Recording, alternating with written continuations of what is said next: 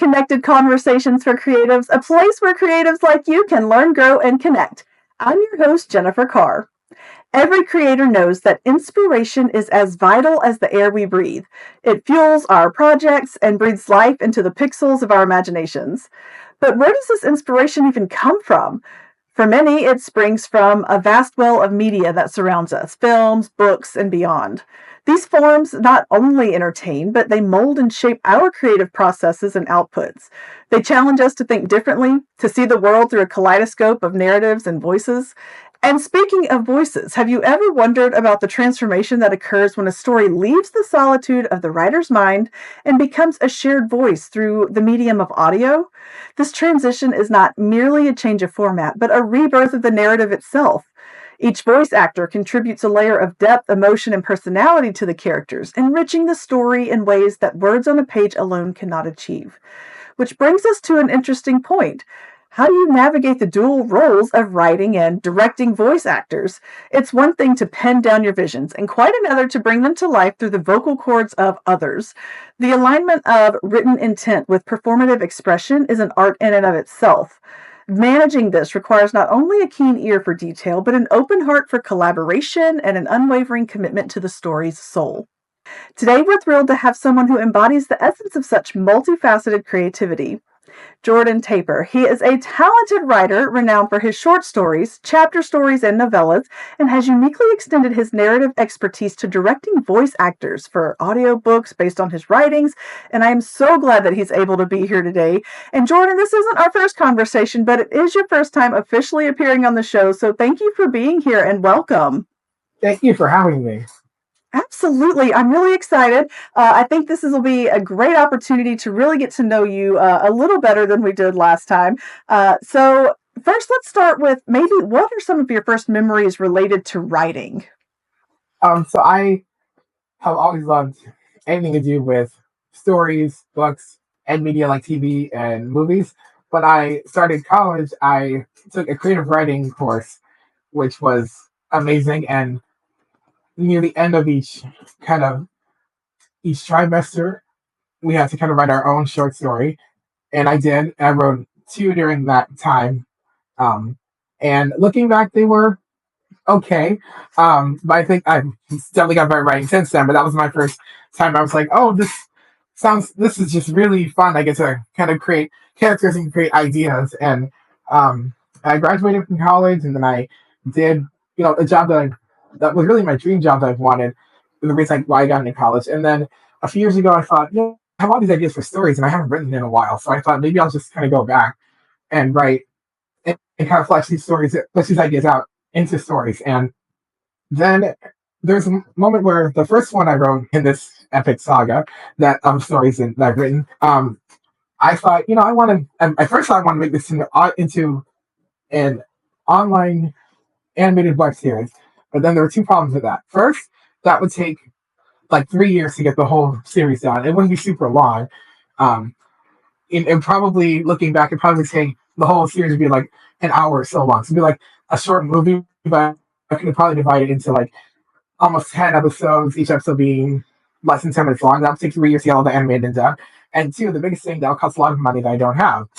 So I thought, okay, well, that's kind of like an idea too big to grasp, really. But I just really wanted voices with my characters. So then I thought, I did research, and I realized, I can kind of direct an audiobook based on this and do it basically for free. And so I found Casting Call Club, which was just a godsend. It's like the perfect place to go if you want to find voice actors or singers or animators or artists, writers, directors, producers. It has everything.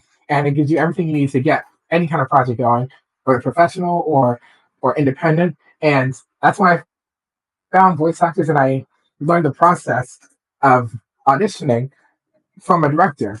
It's not just about being a voice actor auditioning for parts. You have, as a director, I have to kind of audition and ask people if they would like to be in this with me. And I heard all the auditions I got sent in, and then I picked the best ones, and I contacted them and asked if they would like to voice the characters in this, and they said yes. So it's interesting how it was just some idea and something to do for a class that was fun, then kind of writing it for fun, then kind of wanting to create something beyond just writing. Like I've just written that first story and shared it online just as it is, and so and so I'm really proud of what I wrote. But I really wanted voices to fit the characters to make it more immersive. And so I did that, and I just kept going for the past 3 years now. And he can't be stopped. He just keeps going and going. I love that. So let's talk about your stories real quick. You said you love developing stories, you love developing characters. What comes first for you? Is it a character-driven story, or is it a plot that then you have to find characters for? I would say a plot is kind of where it starts, and then I think about what characters really drive the plot home.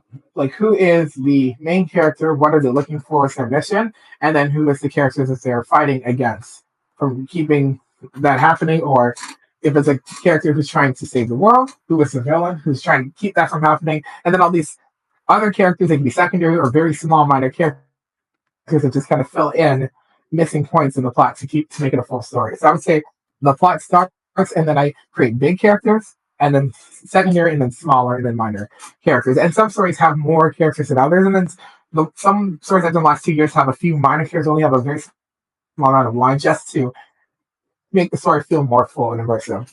I love hearing different writers' perspective on how their stories come to life, because I am a character-driven writer. So all of my characters exist in my head first, and then they're like, "Oh, by the way, now you have to tell our story." And so it's always fun to hear like yours is plot-driven. That's great. I think that's fantastic. I wouldn't even know where to start with that because my characters have to tell me what happens next. That's really fun. So with your first writing, with your creative writing class and all of that, did you try to publish it as a short story anywhere, or did you just want to run with the other idea? I just wanted to run the other idea I had. Those stories I did then in that creative writing class, I mean, I've since lost them, but what I can remember were good. But I've definitely come a long way, I think, since then. So the first one I did, I wanted to just, after the idea of creating an online animated web series just wasn't going to happen, I thought, okay, I'll just write the story, then I'll still not publish it professionally. Like, I'm not a professional writer. I'm definitely not a professional director in any way. That's really something I just really had to learn how to do if I wanted audiobooks and my stories to get made. And so I just thought, I'm not professional. I'll just put this out there on the internet and just see if hope people read them and hope they like them. Um, but what is one of the most amazing things about directing and making the stories made audiobooks is that I can put each audiobook, or really makes each episode, which I think is easier, um, on like Twitter and tag the voice actor I worked with.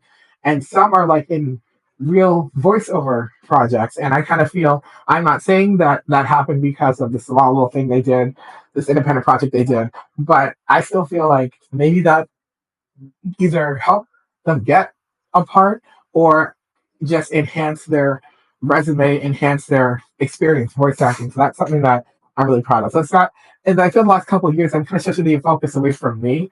I mean, I still love writing, and it's still a way I can be creative in a way that I don't really get to do in my regular life.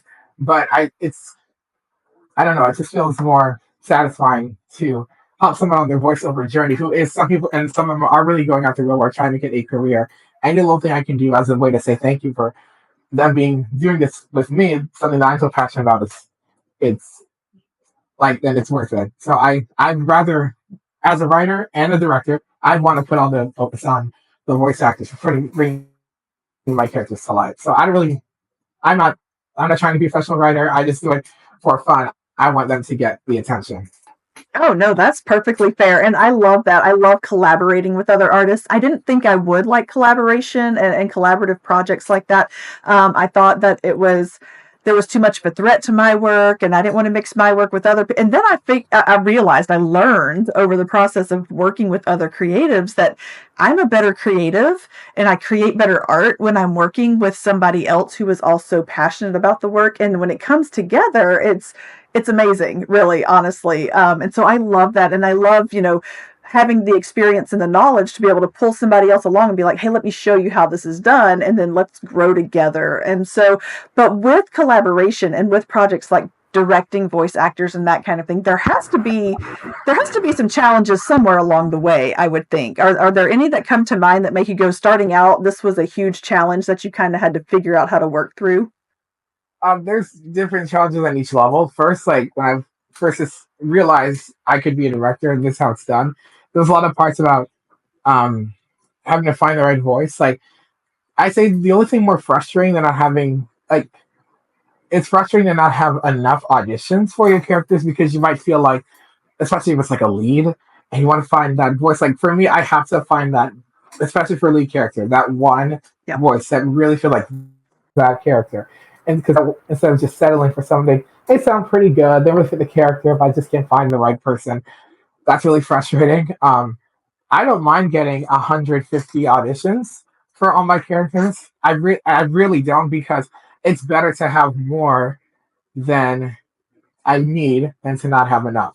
And the ones who sound good but just didn't make it, I don't just throw those away. I put them on the wait list, and then Yeah. I go back to that a project I did before, an audiobook I did before, and like, oh, I remember that voice. Maybe they might sound better for this character for this story I'm doing. Maybe I can contact them about that again. But yeah, that one of the hardest things was just not finding the right voice. Something that's also frustrating. I mean, it's a good thing. We have so many great auditions for one character. There can be only one, and or like there's five characters and five voice actors who audition for all five of those. Doing simple math, that's 25 auditions, and you have to weed them out. You have to kind of organize and say, okay, this one fits over here, but with him, I think he would be good for this character. This guy, he auditioned for these other characters, and we have to cast as one of those. And it's tough, but again, I'd rather have that than not have enough and just have to work with what I have. Um, Also, as a as a writer and a director, not a voice actor at all. I love voice acting. I love the creativity that comes with that, just like any other kind of acting. I've had to deal with rejection, just like any other voice actors. When you reach out to someone, my process is I will go to casting call or social media and find someone's demo reel, and I'll listen to it. Sometimes and then sometimes I'll send them an email, say, hi, I'm Jordan. I'm a writer and I like turning my stories into audiobooks or audio dramas. I heard your demo and I think you'd be a good fit. Sometimes I'll say, just for any male, female character you want. And there are other times where I listen, like, like the second 17-second mark to the 27-second mark. What you did here would be great for this character. So, and I really have something in mind, like maybe a good fit for that. And there are times where they'll respond me saying, hey, I love your idea. It sounds interesting. Unfortunately, I can only take paid work right now, which I totally understand, but it's still frustrating. And I'm not one of those people that says, well, if I tell them it's unpaid, they may not do it. Like, I'll tell them it's paid, but not really tell them when I'm going to pay them. Like, I don't do that. I tell them I'm not professional. It's something I just do for fun and be creative.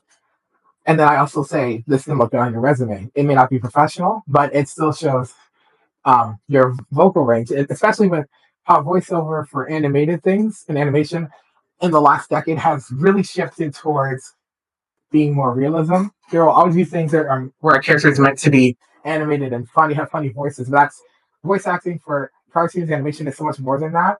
And directors are really looking for someone where you can really believe a character, as opposed to seeing what kind of voices of voice acting can come up with and make it their own. And that's I pretty much all my stories are like that, and all my audiobooks are like that. So if I hear a part of a demo that really is like, well, that fits that character, like they're strong and brave, or they have some. I can feel like the frustration and anger, and I can hear that translate to my story, or a female character who is very sweet and sensitive.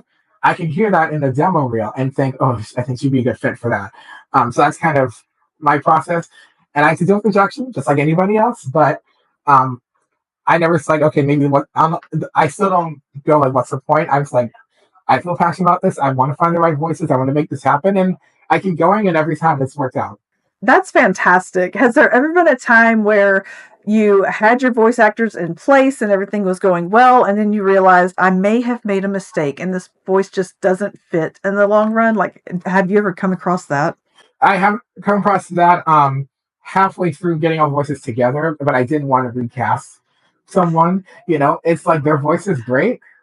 It's with me that's like, maybe this wasn't the best one for that, and you just take it as a lesson learned. You complete the whole thing because that's not fair to them for all their hard work took it away from me. Now to me to realize, oh, this voice doesn't fit the character, or really, it's more like the character itself and what I wrote doesn't sound as interesting or as I hoped it would.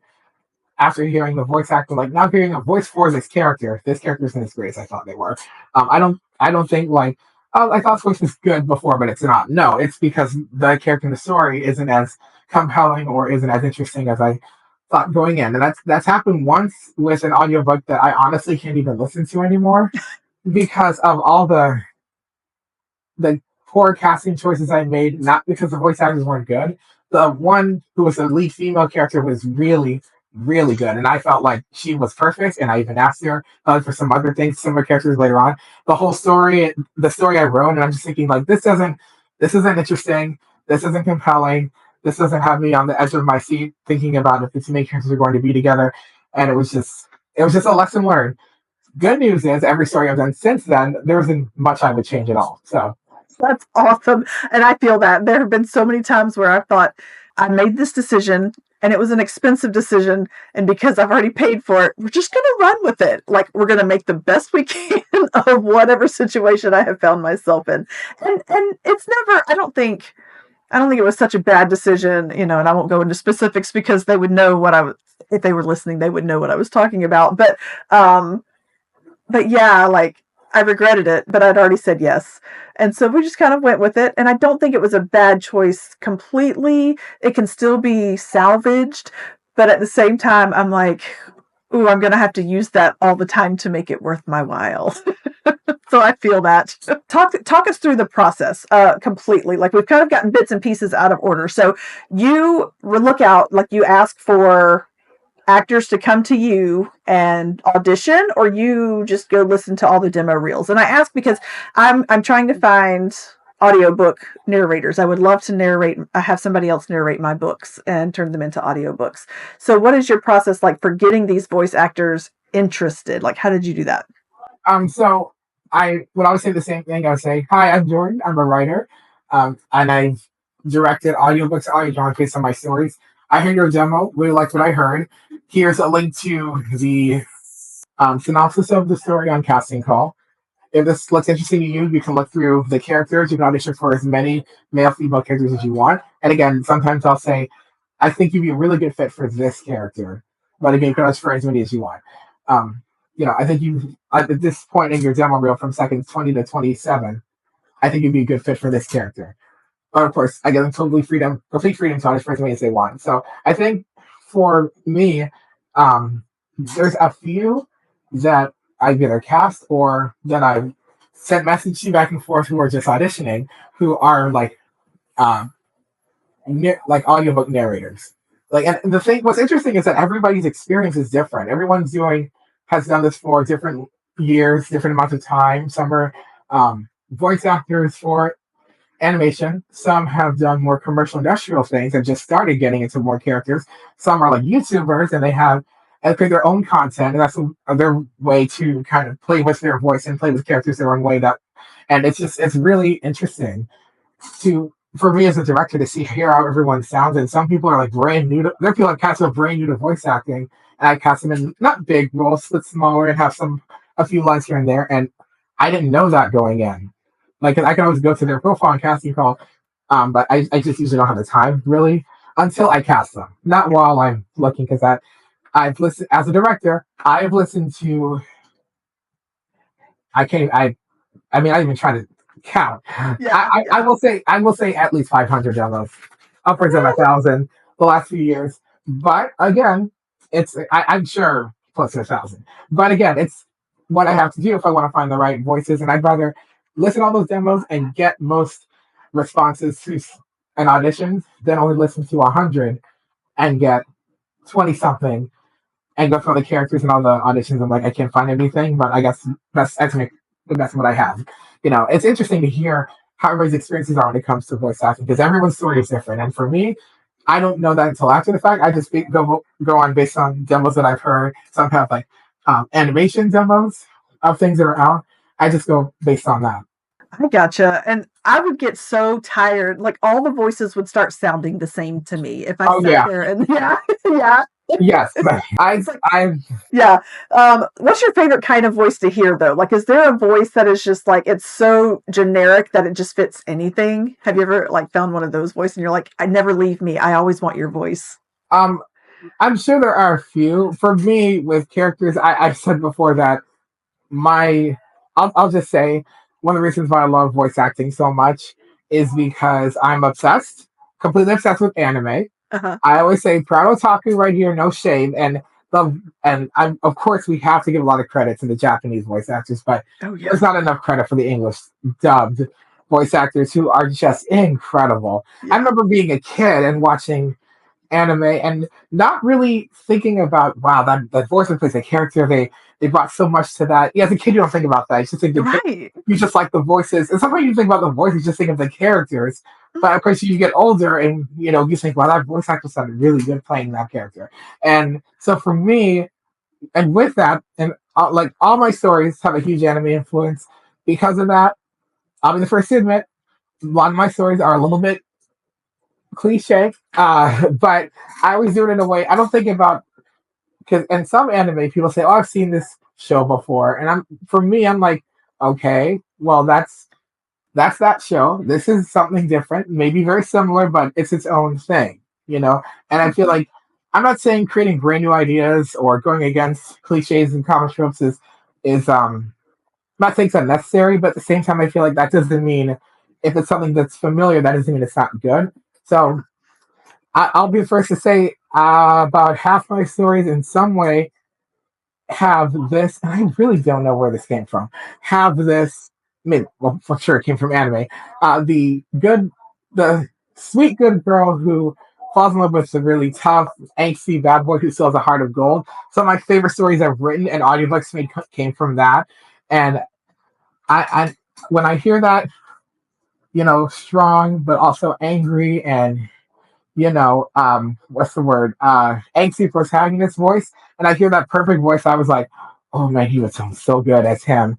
And if anyone's had a chance to hear some of my audiobooks and you go to certain ones with that lead protagonist, and I hope people get that same feeling I did when I heard that voice and directed them, especially when they're fighting or where they're really crying and heartbroken or going through trauma or really angry screaming I'm gonna effing kill you, like those Yeah. moments, like it takes it takes me back to watching Bleach when I was in high school. And like one of my I mean I have no aspirations to be a voice actor. I'm just fan of it and fan of anime, but like Johnny Young Watch is one of my favorites, and I'm like, if I was trying to be a voice actor, I would say he'd be one of my heroes. And it's interesting watching Bleach as a kid in high school and not knowing who Johnny was and just hearing him as Ichigo and being like, that guy sounds so cool. And fast forwarding a decade, and Johnny's done a ton of other stuff that I love so much. See Bleach come back, and it's just that same feeling I get. And I'd say a few of my characters like that were inspired by characters like that. So that kind of voice, and also my favorite anime ever of all time. I just started watching it until college.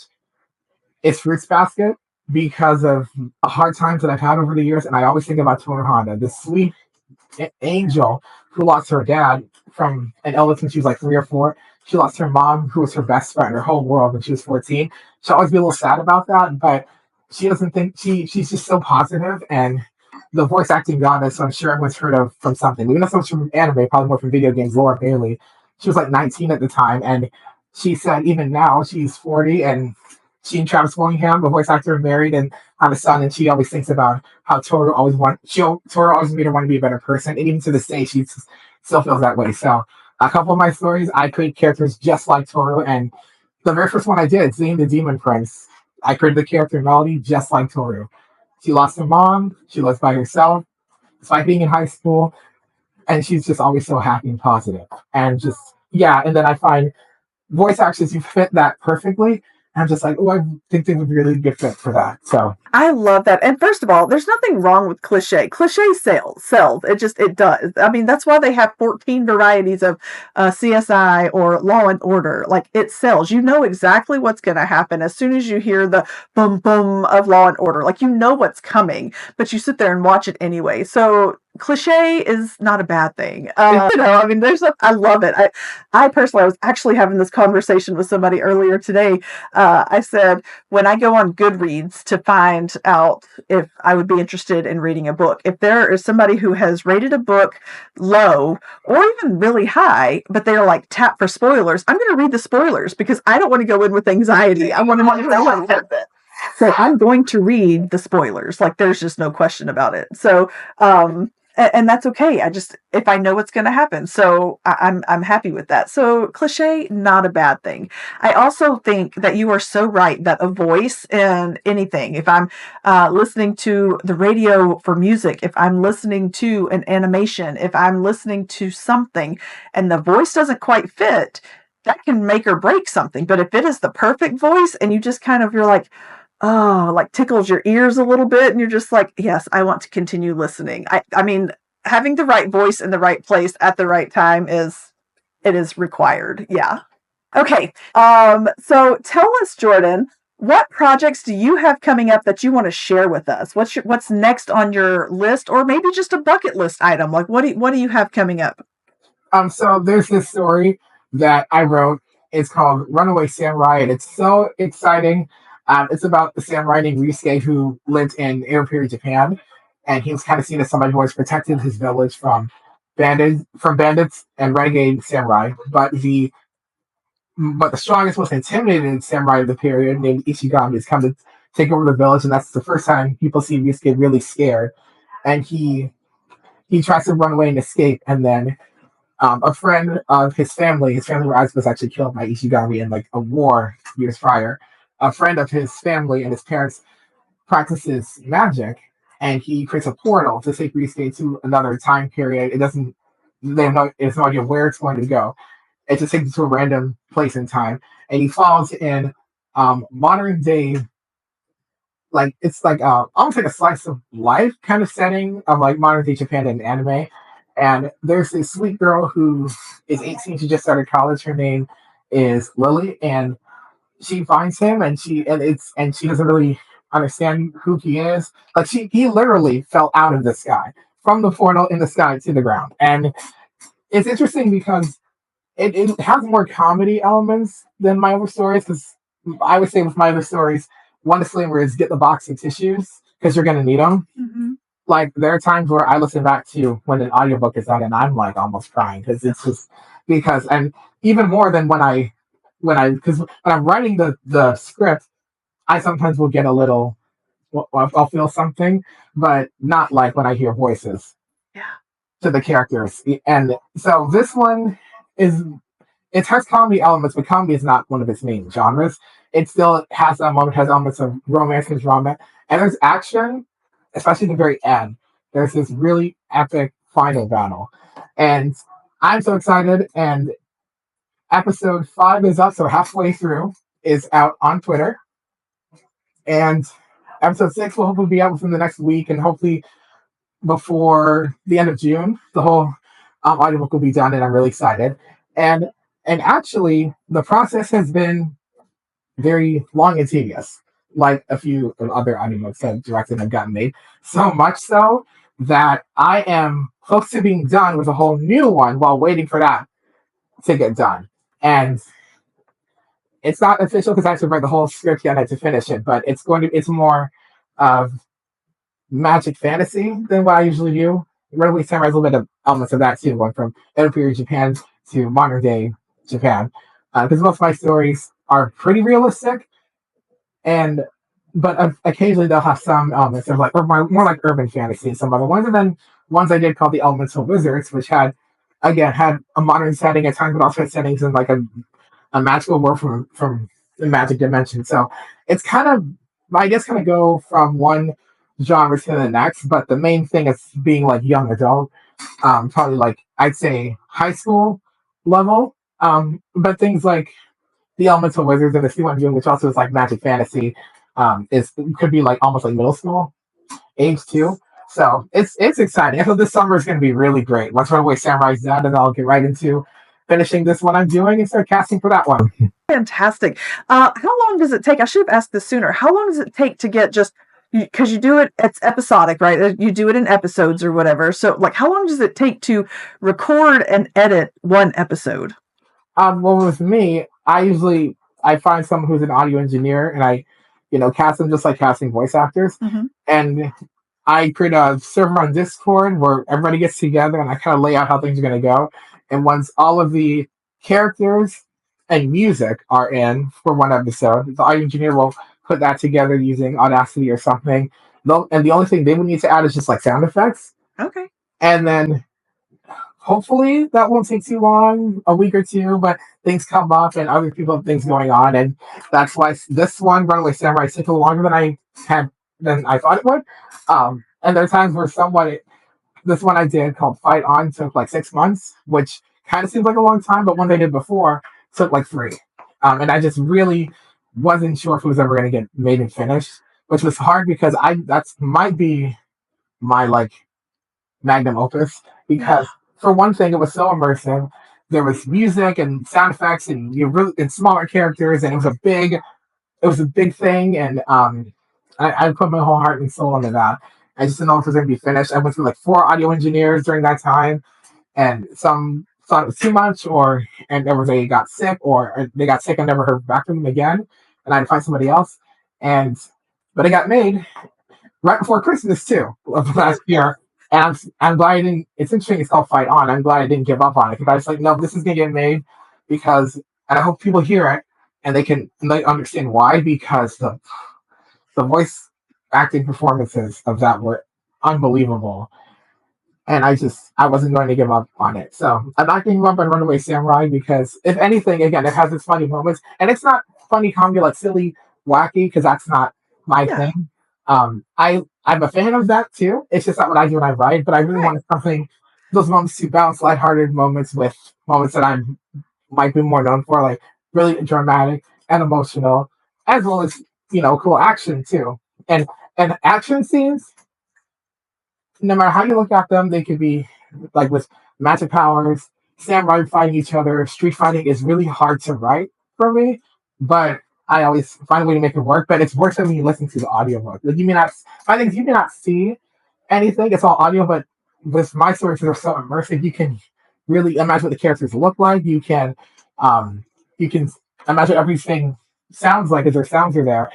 That's because I didn't even start off being so immersive. I just kind of would write story's more like a book or a novel. But then I was like, I did, I said, he did, he said, she did, she said. And I'm like, oh, this sounds kind of repetitive. And so a couple years ago, I thought I want to write more immersive, sort of like a screenplay of a movie or TV show. And I think that's my writing has gotten better that way. And then listening to those audiobooks as a listener, I'm like, this is easier to listen to.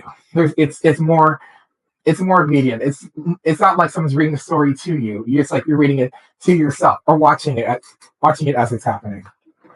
It is definitely two different types of writing. I have sat down and I have considered, hey, I think I could turn this into a screenplay, like thinking about my first book. And then I started working on it and I thought, I do not want to write this screenplay. Like that is not because it's so different from writing a novel. I use too many words. And when you write a screenplay, you have to use fewer words, but you have to show the action.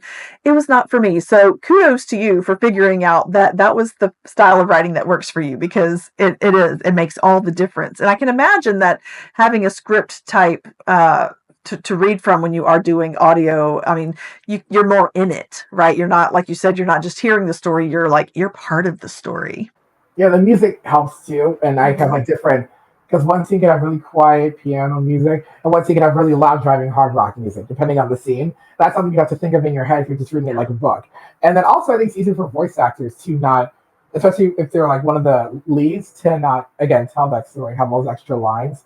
Again, it's more immediate, it gets kind of right to the point because you don't see that in TV or even animation really. I mean, there's of course internal dialogue in their head, them thinking, but they're not saying what's happening, what they're feeling out loud like that. So I think that approach has been better. I love that. I'm so glad that you figured out what works for you. So tell us where we can find your work, or what social media, if you have a website, all of that, so listeners can connect with you and your work. All right, so my social media is really easy. For Twitter, it's at Jordan Taper, and my blogger site, which I will post somewhere, is I think it's like Jordan's audiobooks and stories or something. And my email is jordantaper@yahoo.com. I think the easiest way is to go to my Twitter because then you can see the episodes of audiobooks I've done over the last year. Um, I mean, I'm a pretty open person. Like, I just want to share what I do and with people. I have a Discord. I'm on the Casting Call Club Discord, JT424.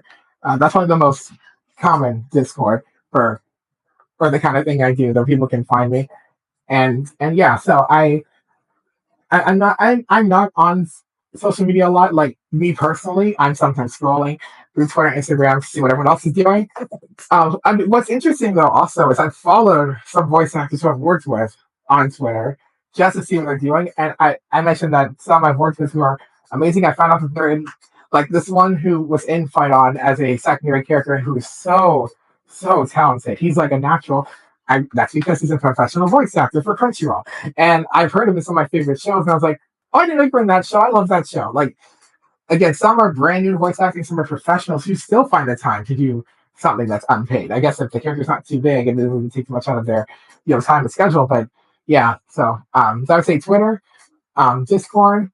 I keep my email open. Maybe at some point I'll post some like about getting too many emails and asking me questions. Maybe that might happen, but as of now, I'm keeping my mind open. We'll see where it goes with that. See if anyone even wants to email me. We'll see. Well, and I'll make sure all of that's in the show notes so people can find you easily. They can just click and find you on Twitter and all of that good stuff, or X or whatever it's called these days. All right, I have one final question. This is our big question. Are you ready for your big question? Yes. Okay. What is one piece of advice or encouragement you want listeners to walk away with if they hear nothing else? I would say if you have an idea for a story, it could be a whole script for a screenplay, a whole book, novella, or just a short story that's only a few pages long. You have an idea, stick with it. If you feel like, well, not switching, like sticking with one idea. If you want to write, don't give up on writing. Don't say, I'm not a good writer. I can't do this because, I mean, you never know what could happen. Like when I wrote my first story, Zane the Demon Prince, at first I was like, I don't know if I can do this. And I haven't written creatively like this in a while. And it's the first time I'm doing it for fun, just see what happens. Well, that turned into a whole story. That became an audiobook. And then another story in an audiobook. And now I'm on my ninth one. So in the past 3 years or so. So never give up on writing. If it's something that's you're passionate about, learn from writing. I'm part of, I don't know, I can't even lost count how many Facebook groups I'm in about writing. I don't really interact with them as much as I used to, but it's interesting to hear everyone's approach to writing and things and so we can get ideas from. So if you feel like, I feel like I need to write, because like singing, acting, performing, it's not those things you do because you want to, it's because you have to. It doesn't mean it has to be a career or a job. It's just something you're passionate about. Like if I didn't have writing, of course I would have music, but this is the best way where I can write my own ideas and put them out in the world. And then as with any artist, even being a writer, you're kind of anonymous. You still live off of praise. I mean, it's part of being an artist to fill some void you have, and then to hear from people who say, "Well, I like the story you wrote." But for me, again, it's more of like, while the voice actors they sounded so good, that's felt so real and everything. That's what makes it worth it. So don't give up on writing if you love it, because if you give up on it, you'll never know how far it can take you. But if you stick with it, then you'll never know. If you stick with it, then the opportunities of where that can go are more open because you got through that first part of actually having something. That is perfect advice. You were so exactly right, because I mean, what you don't see is that even the most successful writers and authors and voice actors, they've been told no 100 times before you see their success. You've seen them write really bad. You don't see them write the really bad first draft. You see the polished final draft. And so, like, don't stop. There are people out there who will help you get there, and collaborating with other artists. Like, that is a fantastic way to get better at what you're doing. So yes, yes, yes, and yes. Jordan, thank you. Like, that was the perfect advice you could have left us with. And I can't wait to like find you on Twitter and start clicking through some stuff and seeing what you've got going on. I love your passion and how excited you are about what you do. That's so fantastic. And just thank you for taking the time to hang out with me this evening. Thank you so much. It's like I love talking about writing, but I also I also talk about like voice acting and directing. That's something not a lot of people are familiar with. Everyone knows what writers do, but about like voice acting and directing and audiobooks are like, well, how does that all work? So I love sharing that with people. And then also if you on casting hall clubs Discord server, you can message me, and if you're like, hey, I'm interested in voice acting, do you have any tips for me or any shared experiences? I love sharing my experiences because it's so great to be on the other side of voice acting. Like I'm a director, not a voice actor at all. Wasn't planning on being a director, just wanted to be a writer, but then all this happened.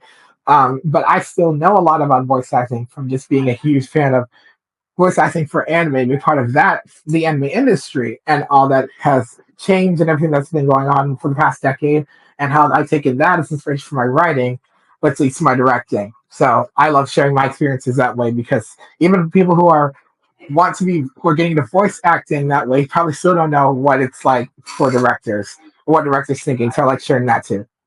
Oh, that's fantastic. Well, thank you so much. And I hope you have a great rest of your evening. Thank you.